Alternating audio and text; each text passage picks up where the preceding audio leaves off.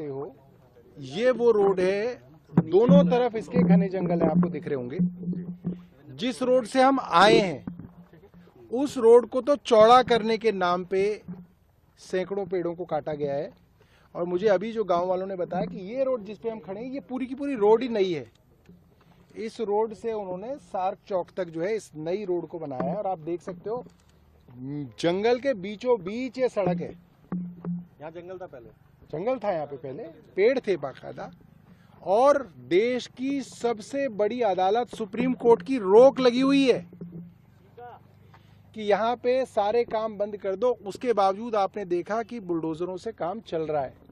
आप यहाँ पे मिट्टी के ऊपर इन निशानों को भी देख के कह सकते हो कि अभी तक यहाँ पे काम चल रहा है। क्यों चल रहा है? क्योंकि कितने पेड़ कटे, इसका फैसला उन जड़ों और तनों से होगा जो कटे हुए दिखेंगे। तो उनको भी उखाड़ के उनको भी निपटा दिया जाए और उनके ऊपर भी मिट्टी की एक लेयर डाल दी जाए, इसकी साजिश भी डीडीए द्वारा चल रही है, सुप्रीम कोर्ट की रोक के बावजूद चल रही है। दूसरी बात आपने देखी होगी, जैसे ही हम छतरपुर से अंदर घुसे गौशाला रोड पे, आप लोग यहाँ पे पहली बार आए हैं और आप पत्रकारों में से मुझे एक दो ने कह दिया कि मंत्री जी इस सड़क के एक तरफ तो सारे फार्म हाउस हैं, बड़े बड़े करोड़पतियों के, अरबपतियों के, और एक तरफ जंगल था। पहली बार में आपको दिख गया। तो अगर रोड चौड़ी करनी थी तो आप फार्म हाउसों को तोड़ देते, रोड चौड़ी कर देते। जैसे हम किसानों की जमीनों को एक्वायर करके ये फार्म हाउस बनाए गए, हम गरीब दिल्ली के गांव वालों की जमीनें एक्वायर करी सरकार ने और इन अमीरों के फार्म हाउस बना दिए। तो इन अमीरों के फार्म हाउसों की जमीन भी एक्वायर होके सड़क चौड़ी कर सकते थे, मगर उनके फार्म हाउसों को नहीं छुआ गया। जंगल के अंदर 1100 पेड़ काट दिए गए। एक और मैं आपको बात बताता हूं, यहां पे आसपास के लोग बताते हैं, चाहे तो आप इंटरव्यू ले लीजिएगा, एलजी साहब एक बार नहीं कई बार आए हैं।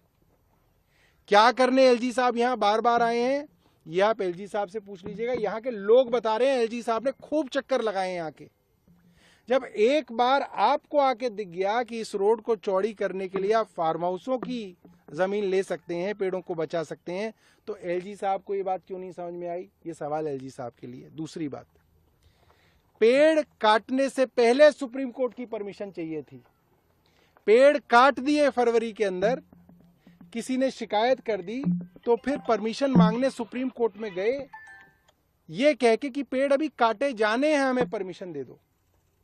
और सुप्रीम कोर्ट ने परमिशन डिनाई करी और ये कहा क्या और कोई तरीका भी है रोड चौड़ी करने का पेड़ों को बिना काटे? आप सोचिए, सुप्रीम कोर्ट जो वहां बैठा है उनके दिमाग में ये बात है कि क्या किसी और तरीके से भी रोड चौड़ी हो सकती है, मगर वो तरीका ना सोच के जंगलों को काटा गया। और मैं समझता हूं